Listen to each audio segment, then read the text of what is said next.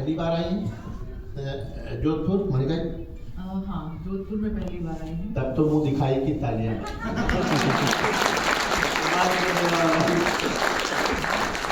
आपने सबको बहुत अच्छे से सुना। मुझे पता नहीं आप मेरे साथ क्या सुलूक करते हैं, पर मैंने सुना है कि जोधपुर वाले हमेशा कवियों को मन से सुनते हैं। खासतौर पर प्रेम की पंक्तियाँ, प्रेम की कविताएं ज़्यादा अच्छे से सुनते हैं, क्योंकि आप सभी प्रेमी हृदय हैं। मैं भी प्रेम लिखती हूँ और प्रेम ही पढ़ूंगी, क्योंकि प्रेम शाश्वत है। 4 पंक्तियाँ पढ़ती हूँ, 4-4। जैसा आपका रिस्पॉन्स रहेगा उसके हिसाब से मैं पढ़ूंगी। 10 मिनट मेरे पास है, 30 सेकंड जा चुके हैं। अब मैं काव्य पाठ शुरू करती हूँ और कहती हूँ कि उसको झीलें नदियाँ, मुझको झीलें नदियाँ अच्छी लगती हैं। थोड़ा सा वॉल्यूम इसका बढ़ा दीजिए, हल्का सा, और इको थोड़ा सा। मुझको झीलें नदियाँ अच्छी लगती हैं, उसको मेरी आँखें अच्छी लगती हैं। मुझको झीलें नदियाँ अच्छी लगती हैं, उसको मेरी आँखें अच्छी लगती हैं। इस खातिर भी हरदम खुश मैं रहती हूँ, उसको मेरी खुशियाँ अच्छी लगती हैं। पढ़ रही हूँ पहली मोहब्बत के नाम, पढ़ती हूँ, सुनिए। पलकों की कोर से तेरी नजरें उतारना। आदरणीय सुनील जोगी जी कह रहे थे, बता रहे थे कि मैं इतनी लंबी यात्रा तय करके आई हूँ। लगभग मेरा आज यहाँ पहुँच पाना नामुमकिन था, पर मैंने भी हार नहीं मानी, क्योंकि जब जोधपुर बुलाता है, आपको राजस्थान बुलाता है, आपको उस मोहब्बत की, उस प्यार की कद्र करनी पड़ती है। और आपके लिए मैं कहती हूँ कि हमारी राह में रोड़े 1000 आएंगे। बहुत मुश्किलें आई, पर मैं लंबा सफर तय करके यहाँ हूँ अंततः। हमारी राह में रोड़े 1000 आएंगे, मगर चुनौतियों को करके पार आएंगे। तुम्हारी मर्जी है, ठुकराओ या अपनाओ हमें, हम यहाँ आएंगे और बार बार आएंगे। पलकों की कोर से तेरी नजरें उतारना। किसी ने कोरों में लगे काजल से अगर आपकी नजर उतारी हो, आपको अपनी पलकों पर रखा हो और उन्हीं आंखों से आपका रास्ता देखा हो, तो मुझे तालियों से बताइए। पलकों की कोर से तेरी नजरें उतारना। तुमको 1000 नाम से मेरा पुकारना। तुमको भी लुत्फ याद है पहले से इश्क का। तुमको भी लुत्फ याद है पहले से इश्क का। लम्हे के इंतजार में सदियां गुजारना। लम्हे के इंतजार में सदियां गुजारना। और आज का वो दौर जहाँ एक भाई अपने भाई की शक्ल देखना नहीं पसंद करता है। आप सभी एक छत के नीचे बैठे हैं और हिंदी की कविताएं सुन रहे हैं, और बहुत अच्छा पढ़ रहे थे, भैया भी चले गए। और हेमंत भैया ने भी बहुत अच्छा पढ़ा। हास्य का कवि अपने ऊपर हंसता है और आपके चेहरों पर मुस्कुराहट लाता है। हम इस दौर में हैं जहाँ नफरतों से भर गए हैं, लेकिन आज जब एक साथ आप बैठे हैं तो बहुत अच्छा लग रहा है। 4 पंक्तियां ये भी देखिए, सुनिए। कोई नया नया सा, कोई खरा खरा सा लतीफा निकालना। जीने में नएपन का सलीका निकालना। रिश्तों को तोड़ने के बहाने 1000 हैं,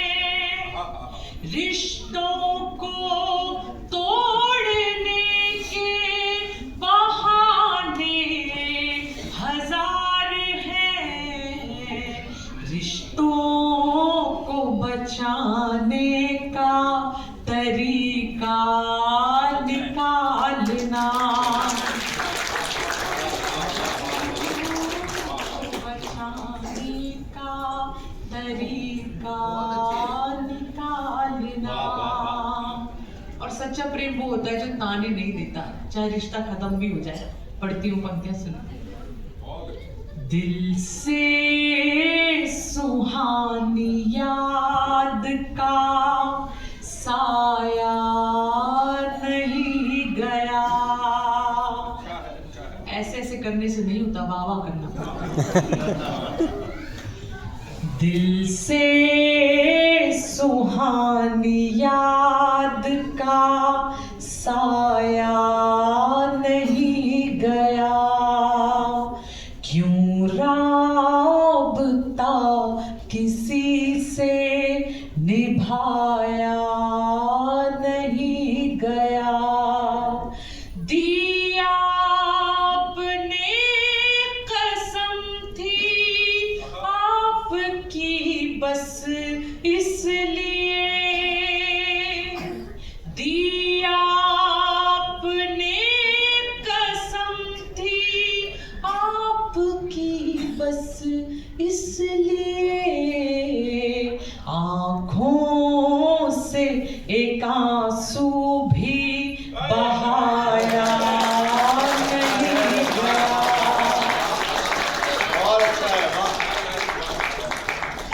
आँखों से एक आंसू भी बहाया नहीं गया। और एक सच्चा प्रेम कैसा होता है, सुने ये भी।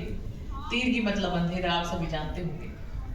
इस तीरगी से दिल कभी काला नहीं पड़ा, उम्मीद पर भी कहीं ताला नहीं पड़ा। उसको हुआ है घाव यदि पाँव में तो फिर, उसको हुआ है घाव यदि पाँव में तो फिर, मेरी हथेलियों में क्यों छाला नहीं पड़ा, मेरी हथेलियों में क्यों छाला नहीं पड़ा। और आपके 4 मिनट और लेना चाहती हूँ। एक गजल है, स्वागत है, बढ़िया। जिसने मेरी कुछ यात्राएं तय कराई देश में और कई अन्य देशों में। आपका आशीर्वाद रहा, आपका प्यार रहा, और मैं इसे आप तक भी पहुंचाना चाहती हूँ। और जो थोड़ा बहुत मेरा हासिल है उसके नाम आपका प्यार मिलेगा तो ये लगेगा मुझे कि कुछ अच्छा लिखा गया है। अधूरी मोहब्बत के नाम पढ़ रही हूँ। जीवन में एक न एक बार प्यार सबको होता है, और एक न एक बार दिल भी सबका टूटता है। जो लोग ये कहते हैं कि उनको प्यार नहीं हुआ, वो झूठ कहते हैं। सर आगे मुस्कुरा रहे हैं, लेकिन वो इस बात से इत्तेफाक रखते हैं, और वो सर भी हाँ कह रहे हैं, मतलब सर का भी टूटा है दिल। अब ये पता नहीं कितने बार टूटा है। उसकी यादों का हर जाना अच्छा है, उसकी यादों का हर जाना अच्छा है, आंखों में आंसू भर जाना अच्छा है। अब जब उसको ही कोई परवाह नहीं, अब उम्मीदों का मर जाना अच्छा है। बहुत ज्यादा कभी चिंतन न करना, बहुत ज्यादा कभी चिंतन न करना, हमारे प्रेम पर मंथन न करना। लिपट कर रह गई है रूह तुमसे, लिपट कर रह गई है रूह तुमसे, नहीं खलता है आलिंगन न करना।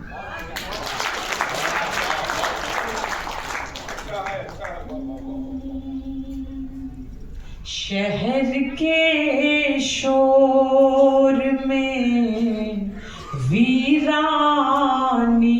हैं,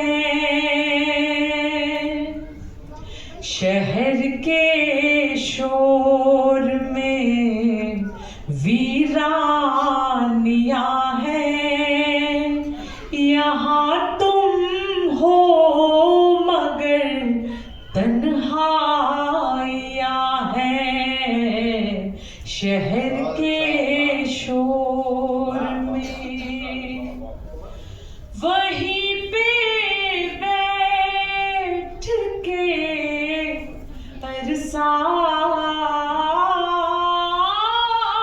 गुजारूं। हेमंत भैया कह रहे यही वाली गजल थी। लगता है मैं इनको 10-20 साल पीछे ले जा रही हूँ, और आप में से भी मैं अगर आपको लग जाए कि 10-20 साल पीछे ले गई, आपकी हकीकत कह रही हूँ, तो मेरा साथ दीजिएगा। और गजल ऐसे खामोशी से, शांति से नहीं सुनी जाती है, ये आपकी वाहवाह चाहती है, आपकी सराहना चाहती है। पढ़ती हूँ। शहर के शोर में वीरानियां हैं, यहाँ तुम हो मगर तन्हाइयां हैं। वहीं पे बैठ के अरसा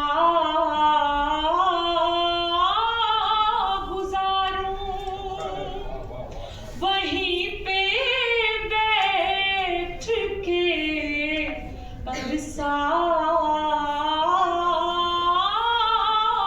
गुजारूं, वहीं पे बैठ के अरसा गुजारूं, जहां तेरी मेरी परछाई।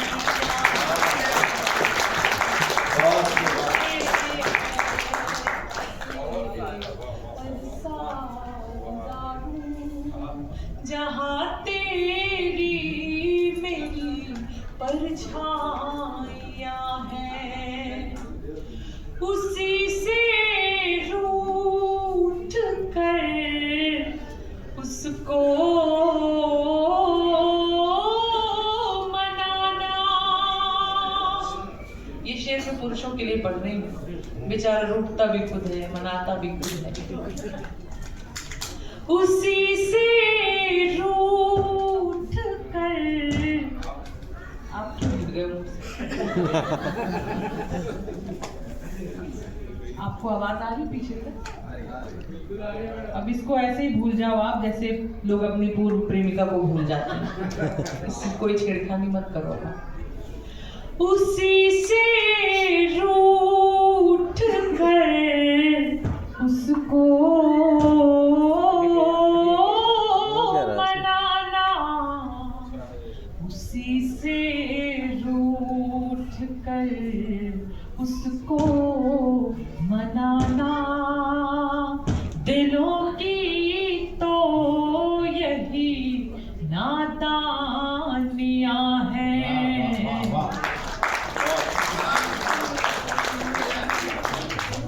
धन्यवाद। एक शेर मैं माँ के लिए पढ़ना चाहती हूँ। जी मैं वो भी पढ़ती हूँ। आयुषी ने एक शेर के लिखा है, वो भी पढ़ती हूँ। कन्हैया के नाम सुने। सुबह का अर्थ होता है मटकी। अब सुने। सुबह को तोड़ कर माखन चुराए,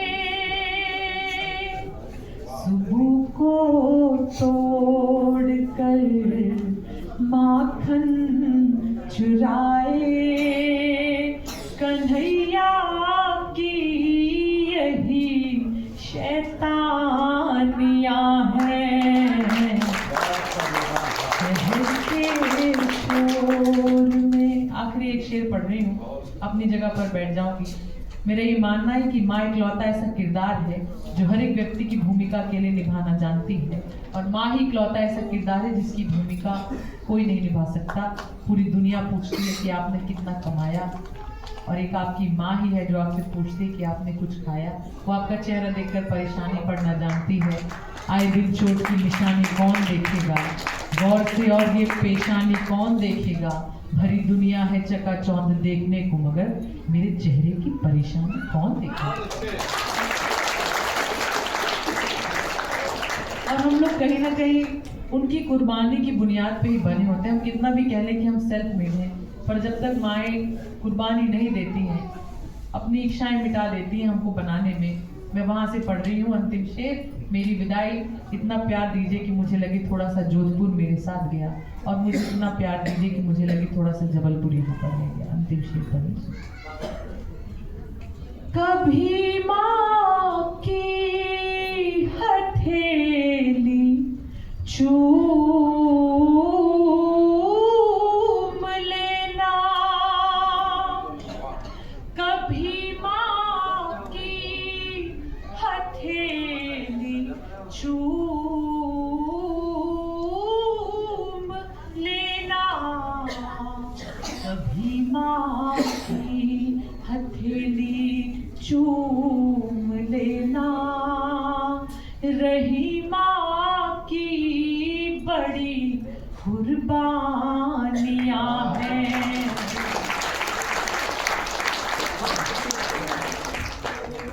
बहुत आभार, बहुत धन्यवाद।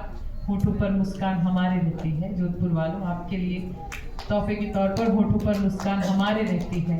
हंसने का कारण देती है ये दुनिया, हमको तुमसे मिलकर ऐसा लगता है कितना अपनापन देती है ये दुनिया। बहुत धन्यवाद।